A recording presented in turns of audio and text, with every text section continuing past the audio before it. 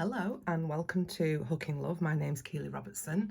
I am the owner and designer at Hooking Love, and today's tutorial is about the loop stitch and how to make the loop stitch. So this is what it looks like.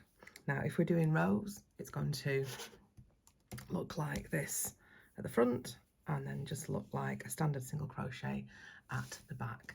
So this is not particularly difficult, it's more fiddly than anything.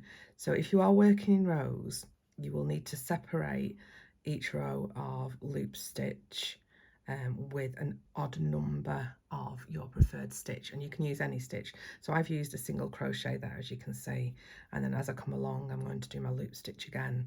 But it has to be an odd number, otherwise it'll be on the wrong side. If you are working in the round, however, then it's going to be on the same side as you are working all the way around. So I am going to get my stitch and chain one and turn around. Now, as I'm doing this, in order to make the loop, I do need to have my fingers and my yarn like this, because I'm going to be using this in order to create the loop. And the distance, let me just lift that up slightly. There we go. The distance here is going to make the different size of the loop. So if you are making something where you want it even, you want to be really careful that you try and make this as similar as possible each time. If you were making something where it didn't match, if it was irregular loops, so such as the fur for an animal, for example, then don't worry about it too much. For your practice session, I wouldn't worry at all. I would just get used to the stitch. So what I'm going to do is I'm going to lift my loop up. I'm going to go into the stitch, and instead of working with that piece of yarn, I'm going to go around it and grab the yarn behind, and I'm going to pull that through. Okay, so this is going to be my loop. Now you may decide that it's easier to take the loop off and finish the stitch, or that you can leave it on and pull this piece of yarn through. So as you can see, we've got two loops on the hook. So what I'm going to do is I'm going to drop that piece of yarn, that loop, I'm going to push it down, I'm going to just keep hold of it for a second, and then I'm going to yarn over and pull through just as if I was finishing off a single crochet in the standard way. So let me do that again. So we're going to go into the next one. Okay, I'm going to go around, grab the back piece and pull that through. So 2 loops on the hook. I'm going to drop that and just pinch it slightly.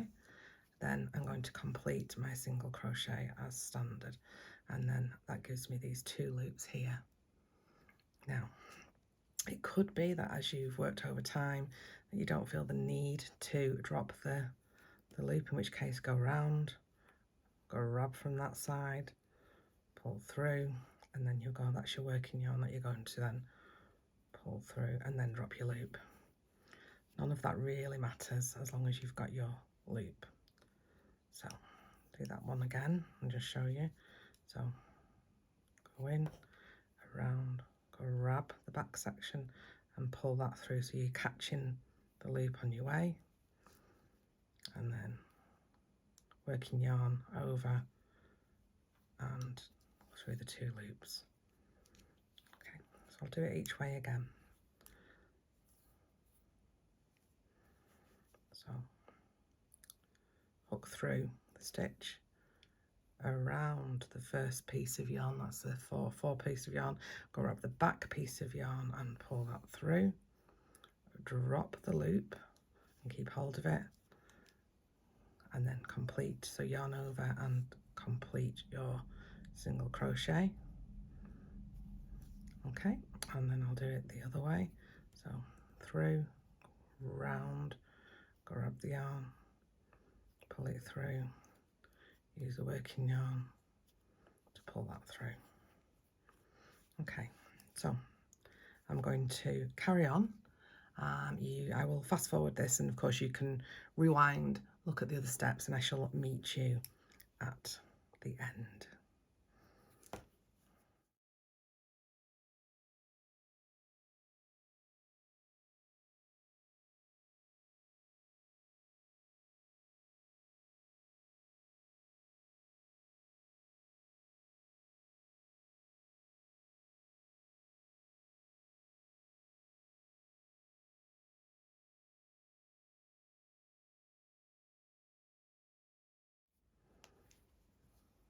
Okay, so I'm just coming to the last one.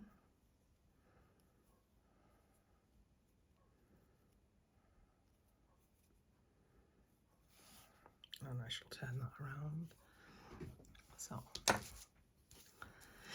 So you can see how loopy it is, and you can see that would be really good, wouldn't it, for sort of fur or even like on a cushion. I can imagine a child would love a cushion like that. And they can pull on the loops. Now, some of those loops I've purposely made longer.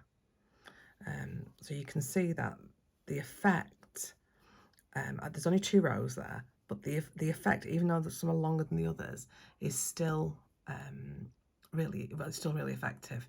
So this is why I'm telling you not to worry too much. And of course, on your practice run, then you are just practicing. So it really is a practice for you to decide how you like it and what stitch loop length you like. So now you can see what I would now do. If I was going to do another loop stitch across, I would then have loops on this side, which I don't want. So I only want them on this side. So I would go across in another stitch. So I have been using single crochet, so I would probably use a single crochet. It could be any, you could use a half double, you could use double, you could use treble, it could be any stitch that you want. But what you want is that you are only working the loops on the same side at each time. So you'd always want to have an odd number of rows before you then work your next set of loops. So that is the loop stitch.